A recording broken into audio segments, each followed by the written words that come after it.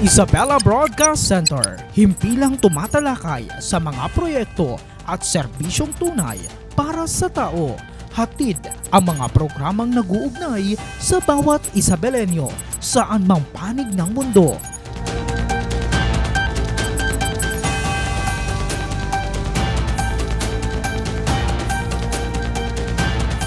Delivering in-depth, trustworthy, and objective news.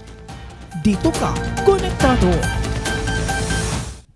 Magandang hapon Isabela, welcome sa panibagong episode ng Isabela Connect ka dito at syempre kasama nyo pa rin ang inyong lingkod, ang resident broadcaster ng Provincial Government of Isabela, Ezekiel Kilang. Kamakailan nga ho nakatanggap ang iba't ibang paaralan dito sa lalawigan ng Isabela ng bomb threat na nagresulta ng pagkansela ng mga pasok ng mga mag-aaral at ito'y nagdulot ng pangamba hindi lamang sa mga pamunuan ng paaralan maging ang ilang opisyal ng iba't ibang lugar. Kaya naman ngayong hapon ating pag-usapan ng isang napakahalagang issue na may kinalaman sa atin hong kaligtasan at seguridad. Ang usapin tungkol sa mga banta ng bomba. Makakasama ho natin ang mga eksperto ho sa usaping ito mula sa Regional Explosive Ordnance Disposal and Cannon Unit sa pangunguna ho yan ng kanilang tagapagsalita na si Police Captain Elias Mangoma at kasama rin ho natin mula sa Isabela Police Provincial Office sila Police Captain Terence Tomas, ang Deputy Chief ng Police Community Affairs and Development Unit of PICADO at ang tagapagsalita ho ng Isabela Police Provincial Office, walang iba kundi si Police Captain Scarlett Tupinio upang maibahagi yung mga updates sa kanilang isinasagawang investigasyon sa ilang serye ng bomb threat sa ating hong lalawigan. Pero bago yan, abay pabatiin muna natin yung ating hong mga panauhin. Siguro unahin mo muna natin mula ho sa RECU, mula pa ho sa Cebu Province. Well, I think anyway, Cebu City or Cebu Province, si Police Captain Elias Mangoma. Sir, welcome ho sa Isabela Broadcast Center. Thank you sa mga Ezekiel. Sa mga nanonood, good afternoon po sa inyong lahat. Nako, ano po ba yung sa sa Cebuano yung magandang hapon? Maayong buntag. Maayong buntag. Siguro may nakasubaybay ho sa inyo ho doon hanggang dito ho sa Isabela. Anyway, sige, maraming salamat again. Welcome ho na Police Captain Elias Mangoma. At syempre, kasama din ho natin ang Deputy Chief ng Police Community Affairs and Development Unit of PICADO ng Isabela Police Provincial Office, si Police Captain Terence Tomas. Sir, welcome ho sa Isabela Broadcast Center. Yes, Sir Ezekiel. Unang-una, magpasalamat ako sa pagkakataon na binigay niyo sa amin na makapabilang dito sa programa. Unang-una, siguro, batiin ko lahat yung mga masugid na taga-subaybay at manonood via FB page. Kunin ko na rin yung pagkakataon upang batiin po yung mga kapulisan sa Lambak ng Cagayan sa pangunguna po ng ating Regional Director na si Police Brigadier General Roy Parena. Siyempre, mataas na pagpupugay po sa mga kapulisan ng Isabela Police Provincial Office.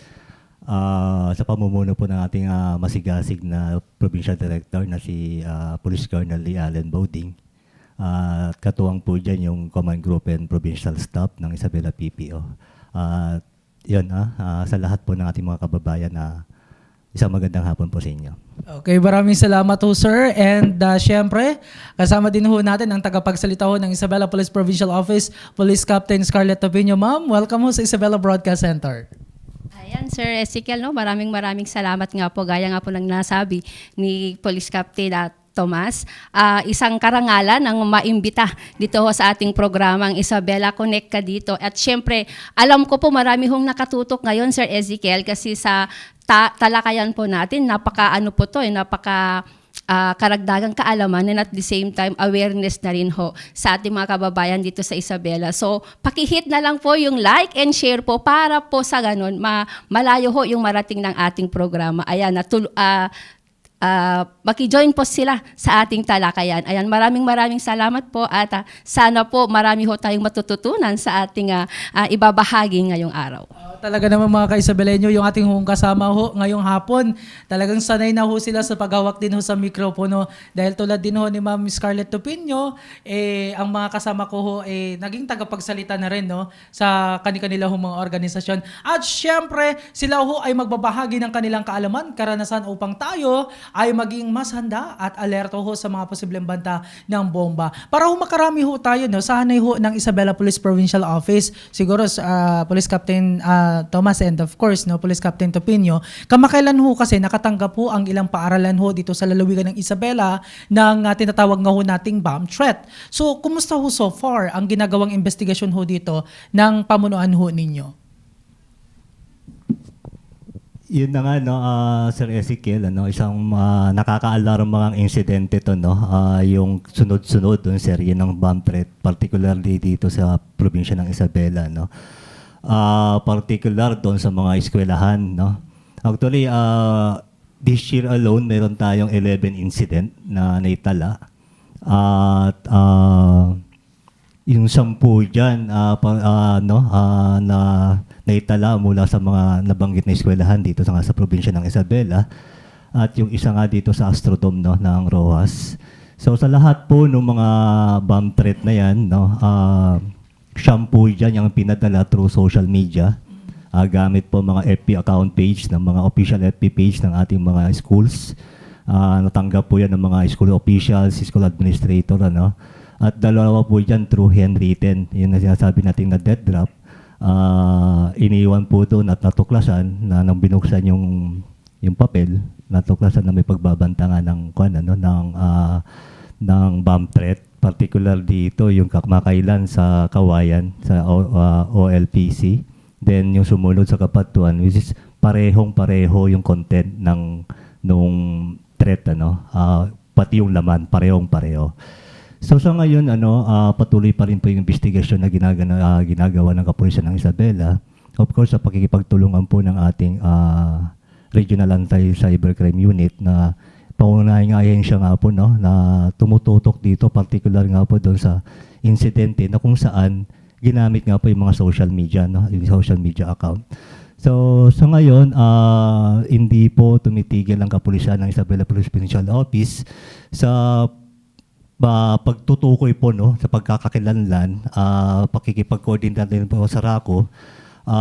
Actually, meron na rin po silang coordination sa Meta, no, para makakatulong nga po sa investigasyon, So, asahan niyo po, no, magkakaroon po tayo ng mga resulta siguro pagka lumabas na po yung request ng atin RACO through Meta, no, sa mga insidente na to, Sir Ezekiel.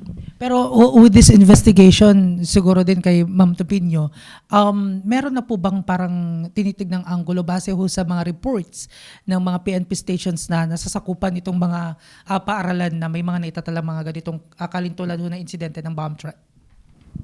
Actually, Sir Ezekiel, kung titignan natin yung mga mensahe na pinapadala through messenger, gaya nga po ng sasabi ni Captain Tomas kanina, no, karamihan kasi na mga bomb threats po natin sa school.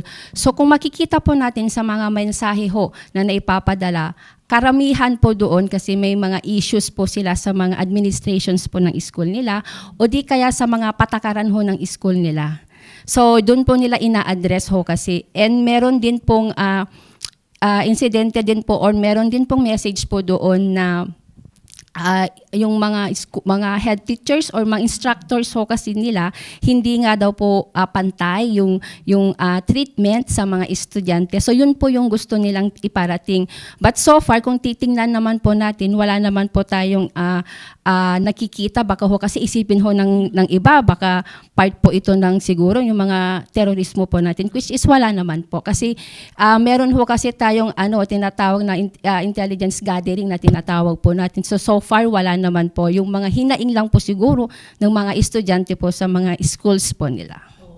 Nako, sige, babalikan ho natin yung pagtutok ho ninyo dyan. But I'm just curious lang, paano naman hine-handle ng regional explosives, yung ordnance natin sa inyo, no, Captain Mangoma, kapag may mga ganitong insidente ng bomb threat, so usually ano po ba yung protocol ng inyong tanggapan?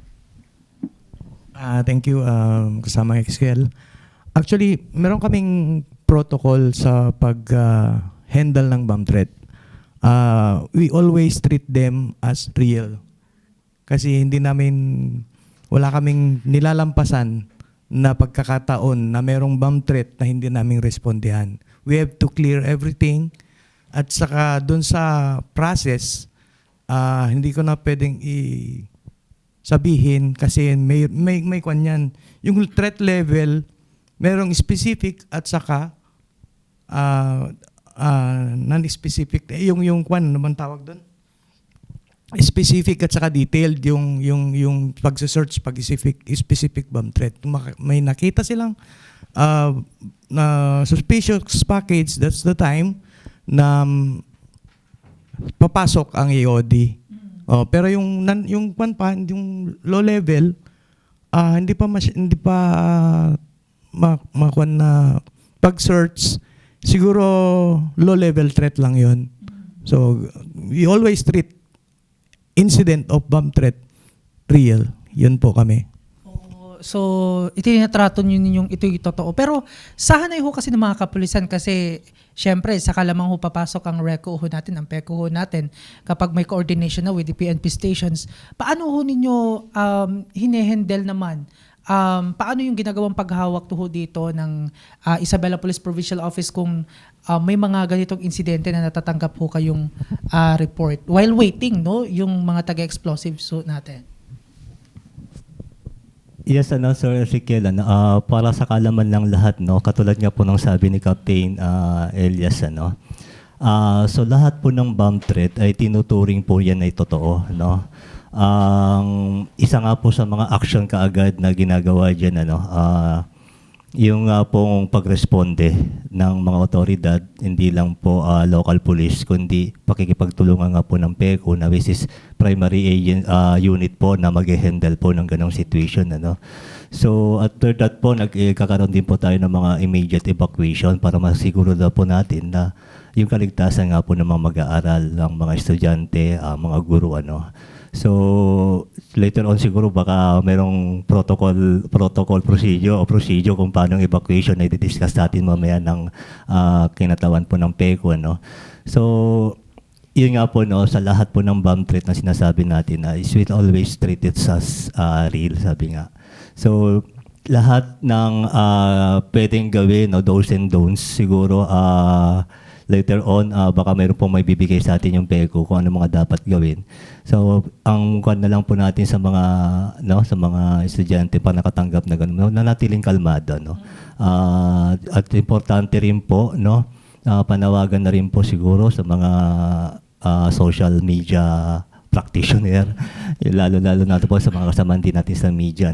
Once na nakatanggap na po ng ganitong mga bomb threat, iwasan lang po siguro natin muna na mag-post kagad sa mga PAP page o ibabalita kagad na hindi pa nabeberika ba yung sitwasyon, na hindi pa na-evaluate ng may mga kaukulang unit.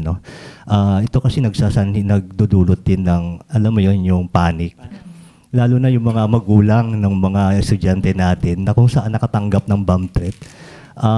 Mababahala, no? Lalo na kung may sakit sa puso. So, biglang kakalat na lang kagad sa social media na hindi pa nabe-verify yung verification o evaluation purposes ng mga PECO sa kapulisan. So, iwasan na lang po natin yun para ma-stabilize po natin yung situation na hindi na po mag-escalate, na magdulot pa ng yung insidente, na yun nga, negative yung bomb threat, pero yung insidente dahil sa pangamba ng magulang inatake, nagdulot pa tayo ng pinsala. So, yun nga lang po panawagan natin sa mga kababayan natin, Sir Ezekiel. Yun yung essence na kinakailangan talaga ng may proper coordination, hindi lamang sa ating mga otoridad, kundi sa hanay din ho ng media, kasi ang inaalala din ho natin hindi lamang yung kapakanan ng mga estudyante, ng mga teachers, kundi yung mga kaanak na makakarinig at makakaalam agad ng naturang impormasyon. But anyway, dito po sa mga recent ho ng mga bomb threat, pwede ba nating masabi na is it safe to say na ito yung mga bomb joke, at kung sakaling bomb joke, so itong mga ito huwad, kumbaga, sa Tagalog. Ano ba yung karampatang kaparusahan, Captain Topinio, ng atin hong mga nasa likod nitong nagpapakalat ho ng bomb threat? Yes, bago ko sagutin Sir Ezekiel, no, karagdagan lang po muna dun sa nabanggit po ni Captain Tomas. Pag may mga ganito ho kasi sanang insidente, alamin po natin yung mga numero na dapat ho nating tawagan kasi may mga kababayan pa rin po natin o may mga kasamahan pa rin po kasi natin na hindi ho nila alam yung mga hotline numbers na kailangan ho nilang pwedeng tawagan. Usually nga po itatawag po muna nila sa nanay or dapat ho kailangan ho nila yung mga agency po dapat. Pero how visible po ba, ma'am? Di ba, I know ang PNP may hotline talaga, no? Yes po. Actually, ma'am, ang mga per stations naman po, may mga hotline numbers po sila, mga police hotline po. And lahat po ng hotlines po natin, madalas po nating i-disseminate po yan. Mapapansin ho nila sa mga social media, FB page po ng all stations po natin and even yung provincial office po natin. And so far, Sir Ezekiel, dun po sa 11 incidents naman po na nabanggit po ni Captain Tomas ho kanina, wala naman po silang natagpuan na itong bomba nga po. Opo, so siguro po dahil dyan po sa previous na nabanggit po natin, siguro ginagawa ho kasi nila itong Sir Ezekiel, no? Parang yung tinatawag ho nating bomb joke or parang gusto lang ho siguro nilang alarmahin yung kung ano man po yung layunin or pinupuntirya po nila. So pag mga ganito po kasi Sir Ezekiel, maaari ho po kasi silang maaari ho rin po kasi silang makasuhan or maparusahan once po na napatunayan po sila.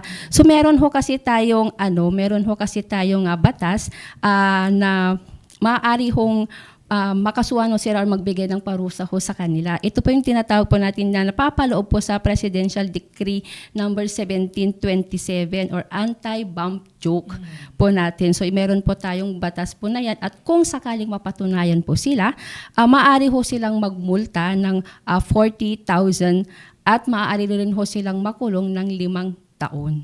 So kung makikita nga po natin, konting mensahe lang po yan, Sir Ezekiel, pero napakalaking napakalaking epekto po niyan sa atin. Pero sa hanay po siguro, no, it's either kung sino ho sa inyo, Sir Tomas at Ma'am Topinyo, sa record ho ng Isabela Police Provincial Office, may record na ho ba kayo na nasampahan na talaga ng kaso para lamang ho maipaalam ho natin sa ating mga viewers na itong mga batas ho na itong paalala ho ninyo ay hindi talaga biro-biro lamang. Yes, Sir Ezekiel, actually, nung nagkaroon ng mga serye nga, ng mga bomb threat, nakipag-coordinate ako sa ating Provincial Investigation and Detective Management Unit. Nagpa-backtrack ako ng mga data, ng mga previous data. Actually, nagpa-backtrack ako ng 5 years from 2020 to date. So, mula noon, wala pa naman po tayong nakasuhan na bomb threat at wala rin tayong insidente ng mga bomb threat before. So, ngayon nga lang po, musbong tong serye ng itong taon na to, itong taon na to na kung saan napakadaling magbigay ng bomb threat dahil sa mga social media, napakadali na lang gagamit ka ng dummy account magpo-post ka lang na ganito. So yun yung challenge bukod doon yung sinasabi nga ni Captain Topinyo na Presidential Decree 1727, which is matagal na kasi yung batas na yan, Ang nakapaloob kasi dyan, any person who will, magbabang joke through through prints, telegram, which is parang obsolete na. Sa katumbas niyan, ito na yung sinasabi natin ng cybercrime laws natin, na kung saan pag ginamit ang social media sa pagbabanta, lalo na sa bomb threat, mas mataas yung kaso, mas mataas yung degree, 1 degree higher kasi yan. So, kung sa RPC natin, Revised Penal Code natin na grave threat, so pagdating sa cybercrime laws, 1 degree higher siya, so mas mabigat. So, sa ngayon, yun ang sumasaklaw, sa mga pwede nating ikaso dito sa mga mapatunayan natin na, yun nga, na nagpapadala ng mga bomb threat. So, yun. Ngayon, ang challenge lang namin, umusbong ang serye ng mga bomb threat this year. Tinitignan din namin isang angulo siguro dito. Actually, nakipagpanayam ako sa isa sa mga nakatanggap ng bomb threat, particularly sa San Mateo, no? Dalawang school kasi nakatanggap yan. Nag-conduct na rin sila ng investigation nila. Actually, nakuna nila ng affidavit yung mga school administrators, ano? So, tinignan din nila kung mayroon bang mga grupo ng mga, hindi natin nang i-single out kabataan o ano. Basta may mga grupo ba na kung saan part ba ng initiation nila to ng gano'n, ano, upang testingin lang ang kanilang loyalty sa isang grupo. So, sa ngayon, hindi pa namin nabe-verify, wala pang matibay na evaluation, validation regarding dyan. So, isa sa mga sigurong posibilidad na tinitignan natin na patungong investigasyon, no, Sir Ezekiel. Actually, doon sa report po ng intelligence unit natin, nag-negative naman po sila sa mga aktivistang estudyante na sinasabi natin, mga grupo na nag-negative naman po lahat ng lower units natin. So, yun, no, sa ngayon wala naman tayo nakikitang indikasyon na may kaugnayan nga to sa mga rebelding grupo ng terorismo, no, yung mga nangyayaring bomb threat. Kundi patunay lang na nagdulot ng takot, pangamba, at yung pagkansela nga sa regular na operasyon ng ating eskwelahan, no, Sir Ezekiel. Yes po, sa hanay ho ng PNP mamaya ay alamin ho natin kung ano ang ginagawa hong pamamaraan, no, ng Isabela Police Provincial Office or mga best practices ng mga PNP stations dito ho sa Isabela kung meron man, para hindi na ho maulit yung mga ganitong may mga seryo ho ng bomb threat. Babalikan ho natin yan, pero balikan muna natin, no, sa PECO si Captain Mangoma. Sir, para lamang ho sa kalaman, ano ho ba yung mga senyales ng isa hong bomba o yung tinatawag din ho natin suspicious package na dapat ho bantayan ng mga tao? For example lang, kasi in general na lang ho, sir, hindi lamang ho sa school. Kasi napapansin din ho natin, ang bomba ay nakikita siguro maybe sa paaralan, sa palengke. Nahukay din ho itong mga ito eh. So, paano ho ba? Maaari ho ba ninyong paki-explain ho, sir, kung ano yung mga kinakailangan ingatan ng ating mga kababayan? Okay. Thank you. Kasi yung suspicious na sinasabi, anything unusual out of the usual, makikita mo naman yan. Yung example, may dineliver na package sa'yo na hindi mo na inaasahan. Those are And then kapag nakita mo yung item, medyo oily siya or something na ganun, suspected na yon. At saka may mga wires na protruding. Those are suspected items. Ganun po ang mga senyales. And of course, dun sa na-unearth na mga ukso, those are explosive remnants of war naman, sir. We also treat them as talagang very sensitive yung mga yon. Sa experience ho ninyo, may mga certain ho ba na bomb threat na naiparating ho sa inyo, na na-coordinate ho sa inyo ng mga PNP stations na nag-positive? At kung nag-positive man, ano usually yung mga bomba na ginagamit ho dito? So far, thankful tayo kasi dito sa Region 2, free sa package na wala kaming nakita. As per dito sa mga incident dito ng bomb threat, wala pong na-locate na bomba or no bomb found. Kaya po, it's either pasok sa bomb joke o it's either hoax talaga.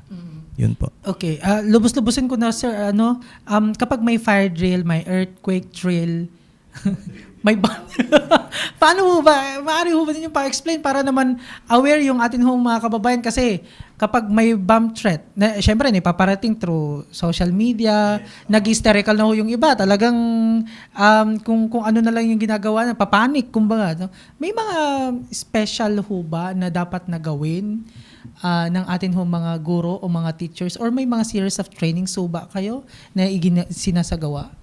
Actually, ang bomb drill na sinasabi, saka lang ilalagay yan pagka parang din yan earthquake drill. Kapag nag-declare ang EOD na threat is very high, kailangang mag-conduct ng evacuation. So parehas lang din sa earthquake drill na meron siyang, in every school sana, meron siyang evacuation area or any facilities na malalaki government buildings na malalaki, dapat meron silang designated Shelter bomb. Oo, opo, ganun. O parang sa Israel. Yes, sir. Yes, sir. May shelter bomb, no? Opo. Anyway, pero kaya ba kung sakali? Kumusta po ba ang feedback sa mga schools? Nai-open na ho ba ito sa kanila? Actually, we are continuously conducting yung Project Abacada namin para sa awareness ng community. Yung awareness of bomb that kill lives and destroy properties. Yun po, nagdala yung i-aware ang mga community sa dangers of bomb. Nile-lecture po namin yan doon. Yun yung best practice po namin. Oh, okay. Speaking of best practices to, balikan ho natin ang hanay ho ng Isabela Police Provincial Office. Alam ko, ang halagang IPPO, very active ho yan, no, sa pag-monitor sa mga PNP stations. Meron ho ba tayong mga parang kapapamaraanan para hindi na ho maulit yung mga ganito na mayroong magsisend ng mga bomb threat o kung ano man, or kung ano yung mga best practices ngayon na ginagawa ng mga PNP stations? So, Captain Tapinyo. Actually, Sir Ezekiel, no, kinakailangan ho kasi nating i-educate yung ating mga kasamahan dito sa Isabela News or kahit saan man po. Kasi ang importante ho kasi iparating ho natin sa kanila kung ano yung magiging masamang epekto nitong bomb threat na ginagawa po nila.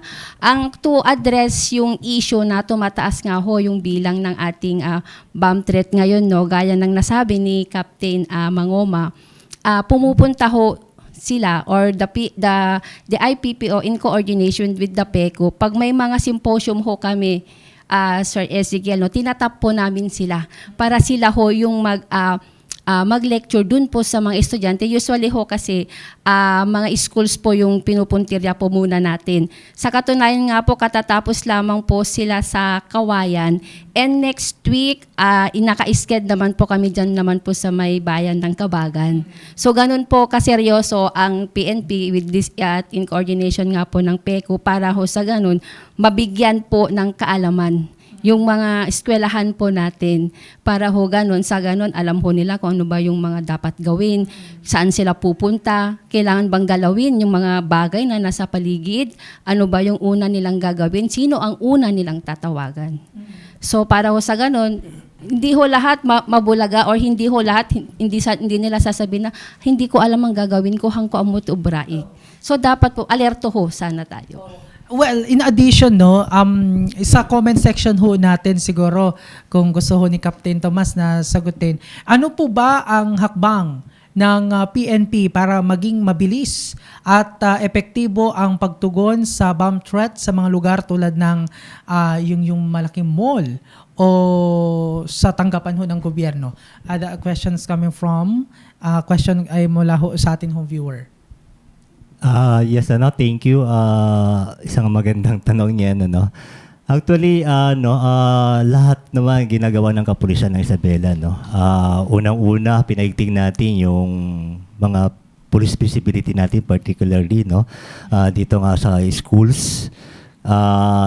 Nakipag-coordinate na rin tayo, no, dito sa mga force multipliers natin, security guard ng mga schools, school administrators, barangay officials particularly, no, na nakakasakop sa mga area na yan at mga barangay tanod natin. This is karagdagang pwersa, karagdagang seguridad, ano.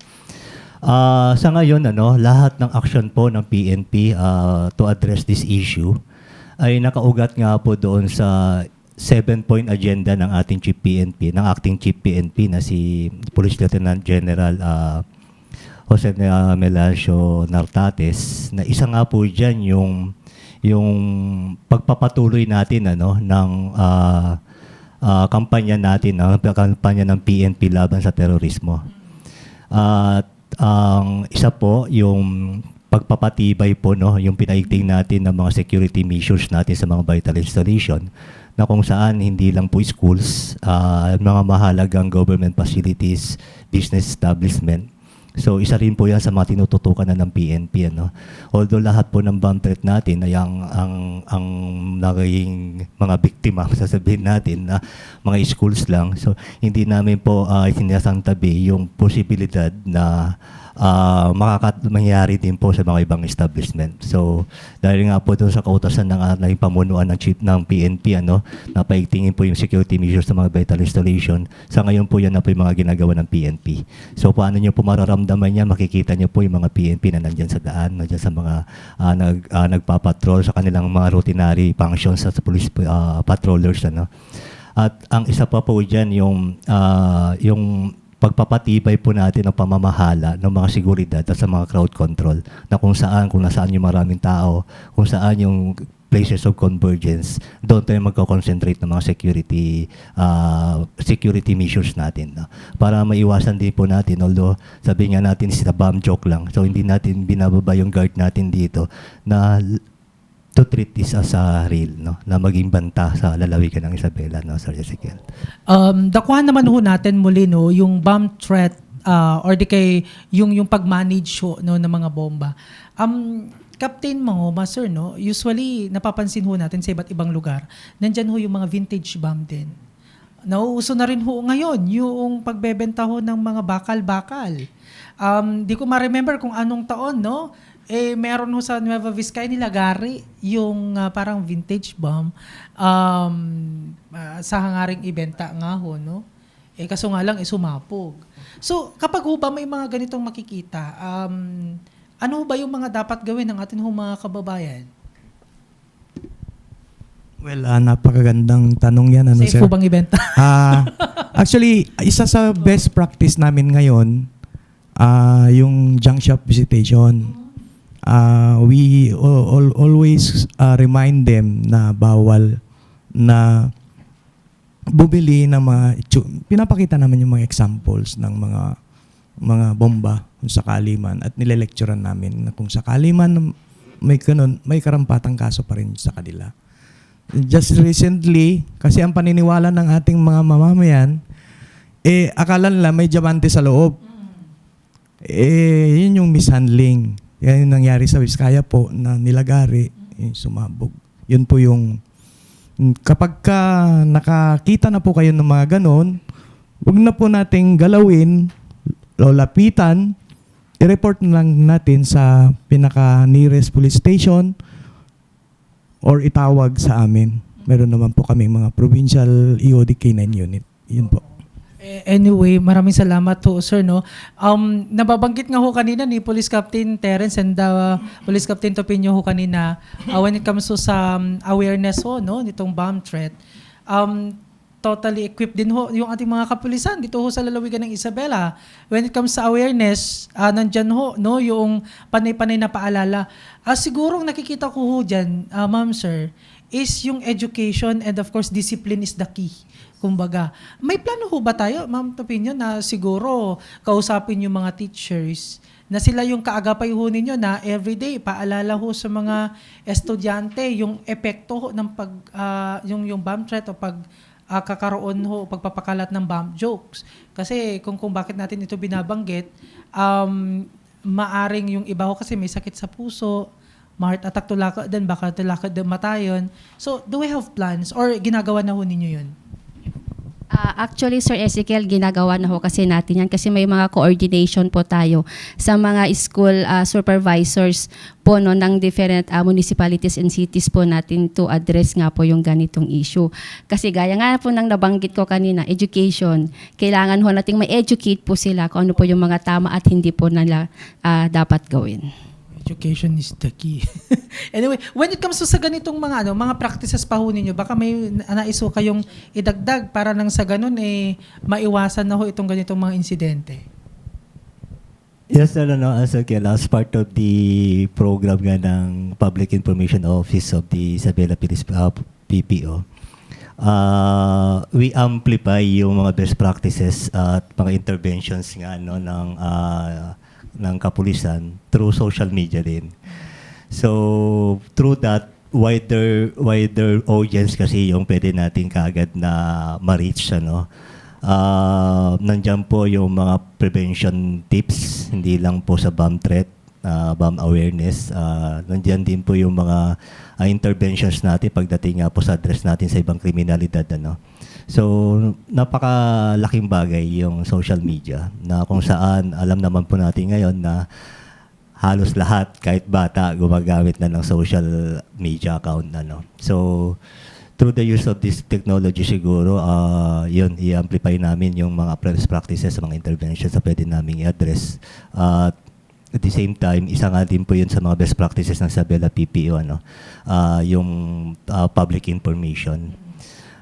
Katunayan, yun nga, bukod sa mga series of lectures na gagawin, nakipag-ugnayan din ako sa OLPC, na particular San Manuel, kung ano na ba yung mga intervention na ginawa nila. So, napag-alaman natin nung last Saturday nga ito, nag-conduct sila ng lecture among their students, particularly last Saturday ng STP. So, may mga hakbang. So, ito yung mga school-initiated na activities na which is katulungan din namin bilang mga counterpart natin sa mga pagpapaigting ng disiplina, hindi lang seguridad sa mga estudyante. So, hopefully, yung ibang mga schools gumagawa na rin kanilang mga action bukod doon sa mga interventions na ginagawa ng kapulisan at ng PECO.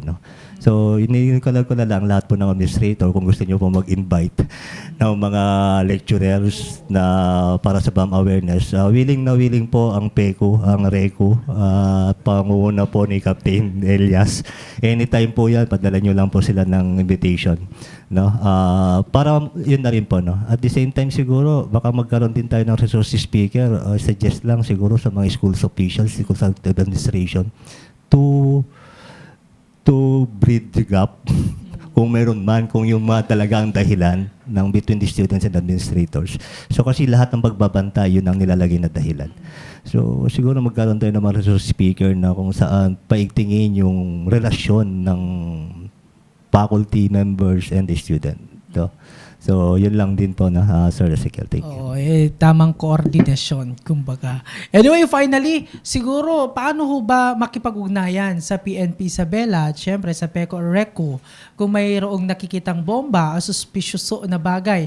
Lalong-lalo na, paano ho ba yung proseso kung si Juan de la Cruz alam niya kung sino ho yung nasa likod ng bomb threat o bomb jokes. Kaso nga lang, natatakot ho na magsumbong dahil nga sa baka siya ho'y may ilagay ho sa langanin. So, paano ho ba yung process? Siguro sa Isabela Police Provincial Office ho muna. Ma'am Topinio. Okay, Sir Ezekiel, gaya nga po ng nabanggit ko kanina, alamin po nila yung mga hotline numbers ng mga stations po nila para ho sa ganun matawagan po nila, agad po makaresponde yung ating mga kapulisan. At palagi po naming sinasabi na wag ho sana silang ang tawag dito, wag silang dapat mag-relax lang sila, huwag silang mataranta, presence of mind. So dito po sa provincial office po kasi natin, pwede allow me to Sir Ezekiel, i-dictate ko na lang po yung hotline numbers po ng ating Isabela Police Provincial Office po para matawagan po nila in case po na may mga incidents or may mga emergency cases po tayo. So it's 0977 80 37 503 0977 80 37 503 at ipinapakiusap po namin Sir Ezekiel na yung tamang lang po sana, tamang information. Huwag ho nilang gawing biro ang pagtawag sa mga police hotlines po natin dahil alam nyo po ang trabaho ng ating mga kapulisan.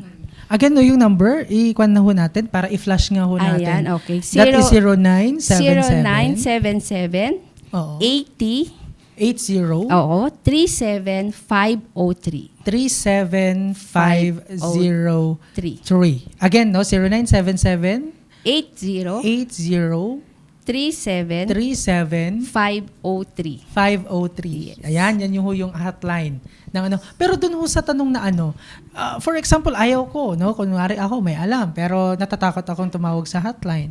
Pwede ba akong pumunta sa PNP station, so sa IPPO mismo, paano ko masisigurado na hindi ma-reveal yung pagkatao ko, parang ganun, or gumawa siya ng affidavit para sa pagsasampa ng kaso, something like that. Yes, Sir Sikiel. Lahat naman po ng information na nakakarating sa atin, yung sinasabi nating informant, na nagbibigay ng intelligence info, hindi naman natin nire-reveal kagad yung mga pagkakakilanlan ng mga yan. Lalo na pagkasensitibo nga po yung information na ibibigay niya. No? So, sinisigurado po natin na yung safety rin po nung nagbigay ng information. Huwag po kayong matakot na kung yung kabutihan naman po ang kabutihan po yung ibibigay niyong information at makakatulong po sa nakakarami, no? Particularly sa seguridad po ng mga kababayan natin. Idagdag ko lamang po, no, bukod doon sa hotline numbers, aktibo na rin kasi natin yung sinasabi natin na national hotline numbers na 911. Na which is sa katunayan, marami na rin tayong mga responde na gamit ang 911, no? Para sa kaalaman po ng lahat, no, ang 911 ay para sa atin 'yan, no? Para sa ating mga kababayan 'yan na nangangailangan ng mga responde, agarang responde. Sa tatlo po kasi ang ahensya nakapaloob dyan, no? Ang PNP, ang BFP para sa sunog, and yung ambulance natin, yung DOH, no? So, gamitin po natin sa tama na may disiplina. Yung nga sabi natin, huwag din magpa-prank calls kasi may kaukulang kaso rin po, no? Ang pagtatawag sa 911 na ginamit na kabiruan lang, prank calls. So, may mga kaso rin, no? Isipin din po natin yung mga yung oras, yung resources po ng mga responding team natin. So, isipin din natin ka pa. Basta piliin po natin maging responsable mamamayan paggamit po ng mga hotlines at Sir Ezekiel. Oo, nako, thank you. Anyway, naka-flash ho, no, yung saan na nawala? Yung PNP Isabela hotline numbers. No? Maari ho ninyong tawagan ho yan.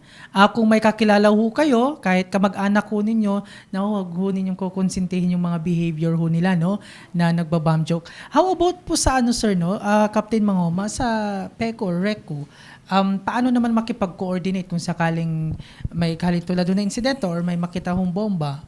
Okay.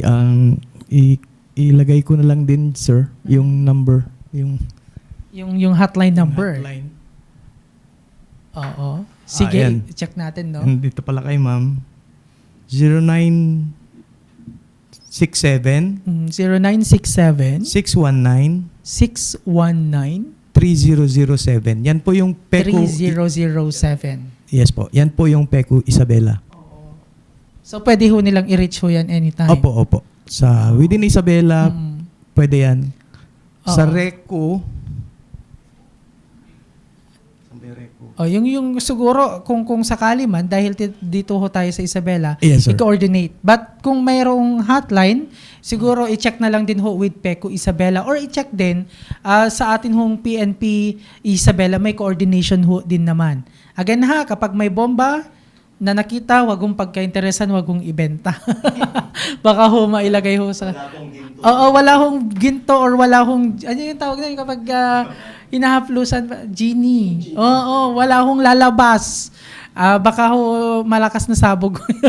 Anyway, ay maraming salamat, no, sa atin hong mga nakasama ho ngayon. Unless meron ho kayong mensahe. Siguro pang pinali ho na lang, mensahe ho ninyo, Police Captain Mangoma, sir, sa atin hong mga kababayan, lalong-lalo na kayo ho ay bagong, kayo, yung assignment ho, no, yes, sir. sa Region 2, at the same time, kayo yung team leader ng PECO Quirino.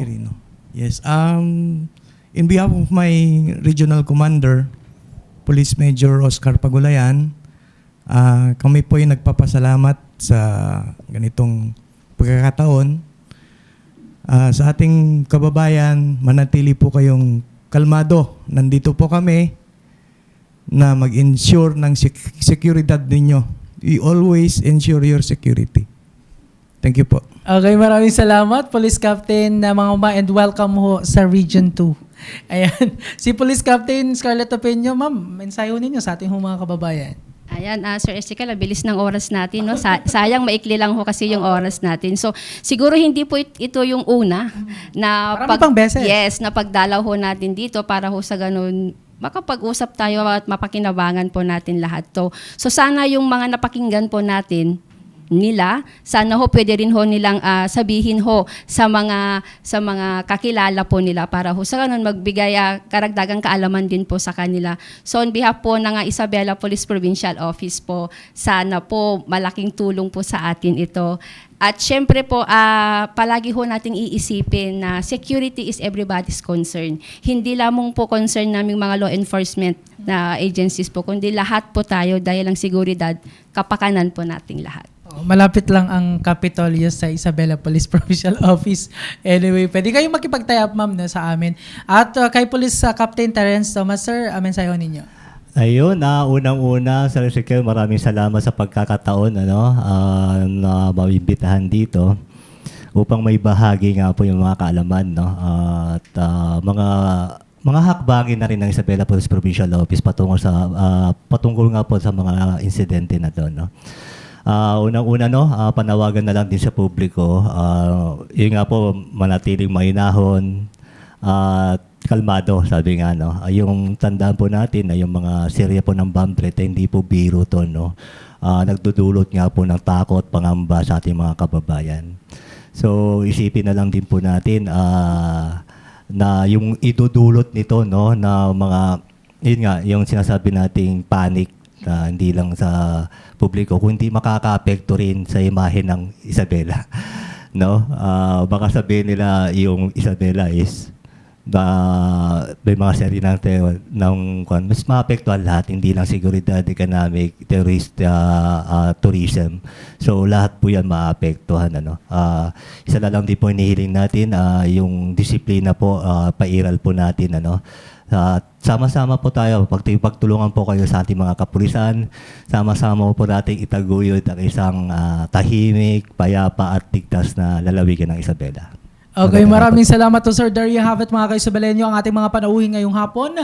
Ang Regional Explosive Ordnance Disposal and Canine Unit sa pangunguna ng kanilang tagapagsalita si Police Captain Elias Mangoma, at kasama rin ho natin kanina ho, no, mula ho sa Isabela Police Provincial Office, Police Captain Terence Tomas, ang Deputy Chief ng Police Community Affairs and Development Unit of PICADU, at ang syempre tagapagsalita ho ng Isabela Police Provincial Office, Police Captain Scarlett Opinio. Mga ka-Isabelenyo, tayo ho ay sama sa pagtutulungan, tulad nga ho ng nabanggit ho nila, upang mapanatili ang kapayapaan at seguridad sa ating komunidad, gayon din ang makaiwas ho, no, sa mga panganib na dala ho ng mga banta ng bomba, at kung paano ho tayo maging mas mapagmatsyag sa ating hong kapaligiran. Maraming salamat sa lahat ho ng tumutok sa ating programa ngayong araw. Abangan ho muli ang susunod hong episode ng ating palatuntunang Isabela Connect dito tuwing araw ho yan ng Martes at Biyernes sa parehong oras. Sa ngalan naman ng aming Provincial Information Officer na si Attorney Elizabeth Binag at ng Isabela Broadcast Team, ako po ang resident broadcaster ng Pamahalang Palalawigan ng Isabela,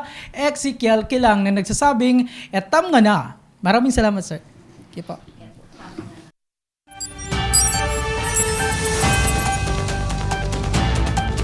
Isabela Broadcast Center, himpilang tumatalakay sa mga proyekto at serbisyong tunay para sa tao. Hatid ang mga programang nag-uugnay sa bawat Isabelenyo saan mang panig ng mundo.